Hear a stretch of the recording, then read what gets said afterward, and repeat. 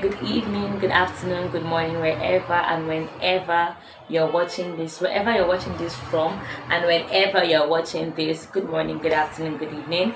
I am Judith Obazele, and this is the A Plus Parent. Thank you so much for joining me here today.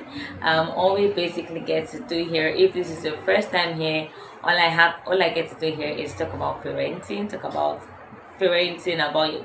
kids, about teenagers, about things that could actually be very helpful in making your parenting journey worth worth it. Yes. So if you're a parent, this is definitely the best place for you to be. And if you're not, well, just stay locked in because you are definitely going to become a parent soon, very soon, very very soon, or maybe not soon. Anyways, you will at the right time. Okay. All right. So today, okay. Before I go into that, thank you, yes, for joining us here for the first time. Do not make it your last, and that is the reason why you should go ahead right now to subscribe. Subscribe, hit the subscription button, hit the notification bell, hit everything hittable so that you know when another video drops. Yep, and that is every Saturday by 7 p.m. Alright, so be on the lookout for the next one. Okay, so today I really want to talk about what parents should and shouldn't do when their daughter, or if the daughter gets in the family way. And by family way here, I mean if the girl gets pregnant, right? If your daughter gets pregnant when she's not married, like when she's probably still a teenager or she's not married yet, right? And she gets pregnant, what should you do as a parent and what should you not do? What should you not say? What should you say? Right? So I think it's very important because you find that sometimes some parents are like, they're also in a confused state as much as the child or as much as the girl is confused, right? And sometimes they just make rash decisions out of the anger, the disappointment, all that they are feeling at that point in time. So there's really no time to process the whole thing and think if what I'm doing is right or if it's wrong. There's really no time. They're just acting based on the moment, meaning the moment. I remember I read a book, it's been a while now, titled The Choice, and I think I really loved how the parent handled the situation, right? It's not like they were cool or happy with what had happened, but they were still very much present. They were still very much supportive. They were still very much helpful.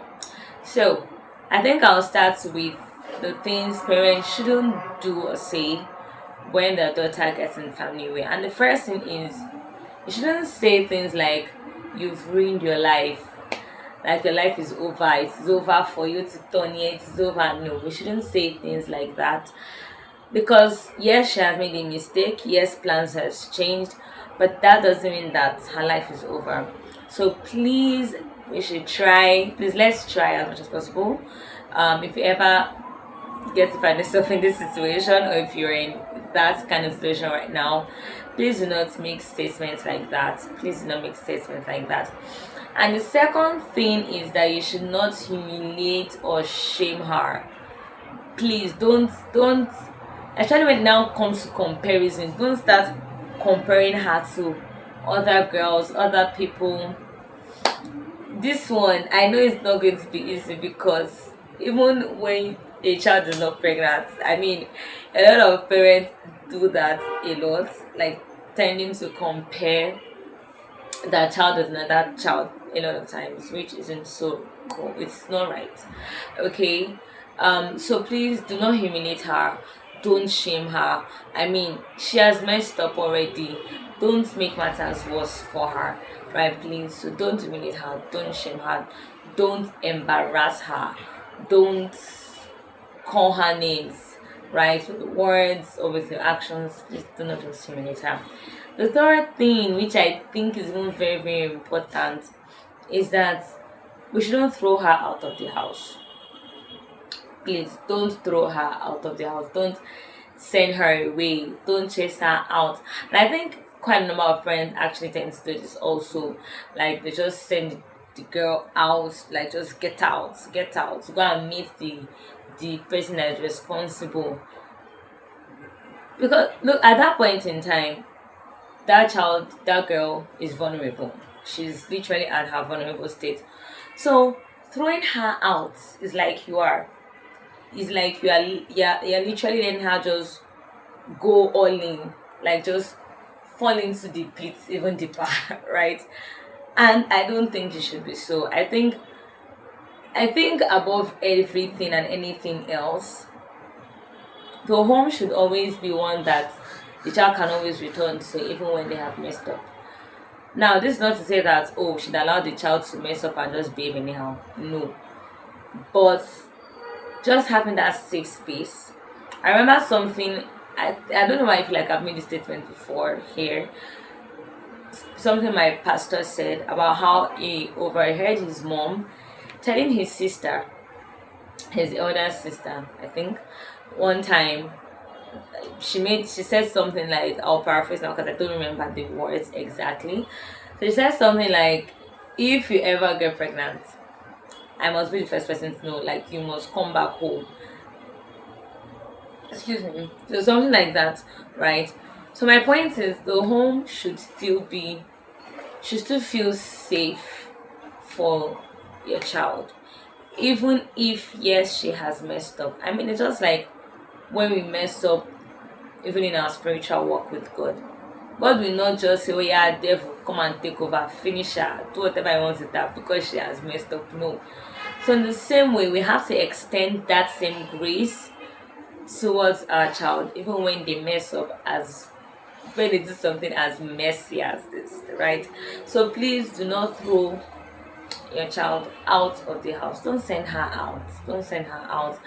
That is a vulnerable moment at that point in her life. So please do not throw her out of the house. I think this one is really fathers attend to this. I think it's really fathers attend to this, just like get out. From this day you cease to be my daughter. You cease to be my child. So please, let's just take in all the just calm down with all the emotions and everything. But do not throw her out of the house. So the next thing number 4 on the list is please don't don't just make the situation only about the family reputation.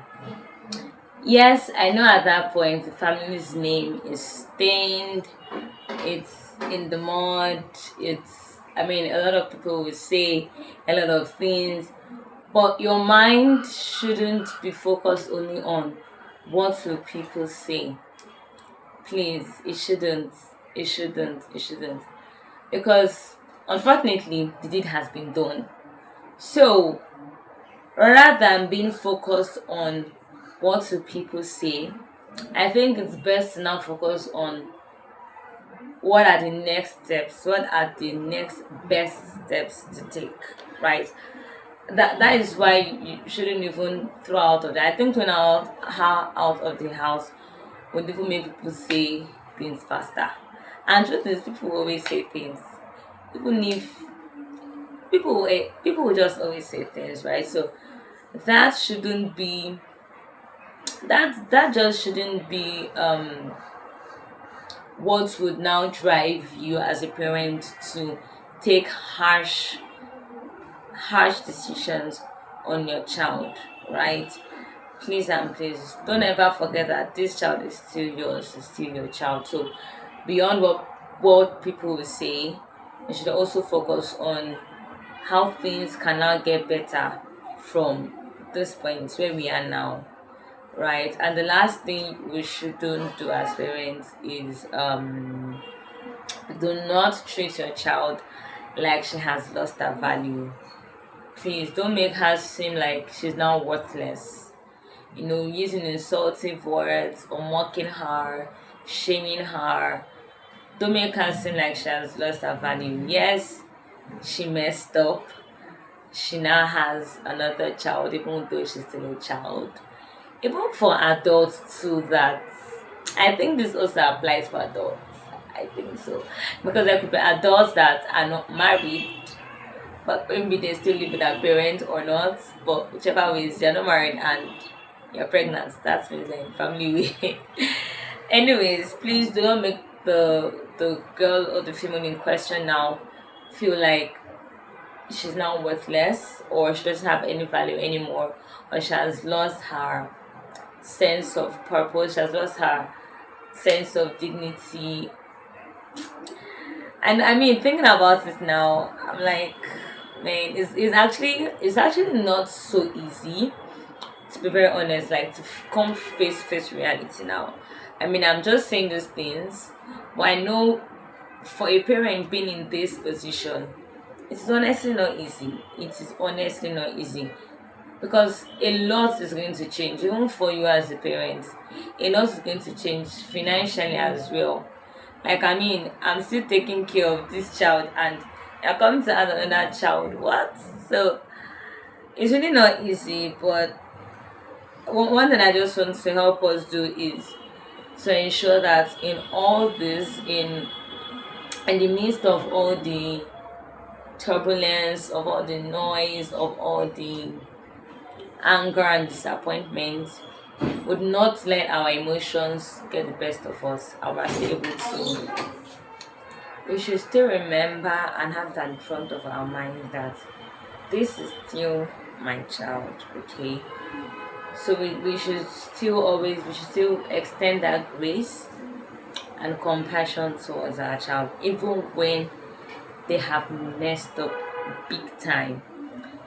Big time. So that is literally the essence of this video, right? So that we are not just caught up in our emotions, in our anger, and end up doing things that we will regret, or doing things that will affect our child, affect the child, and even the grandchild anytime later in the future.